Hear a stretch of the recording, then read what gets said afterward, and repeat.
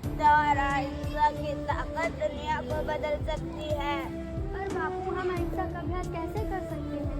हर किसी के साथ दयालु बनकर, यहाँ तक कि उनके साथ भी जो तुम्हारे प्रति दयालु नहीं है।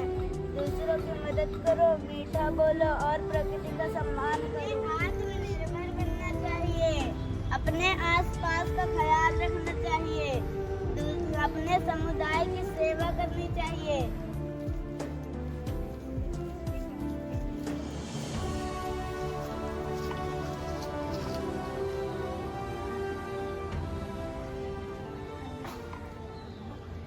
हम सब बराबर हैं, चाहे हमारे बीच कोई भी फर्क हो।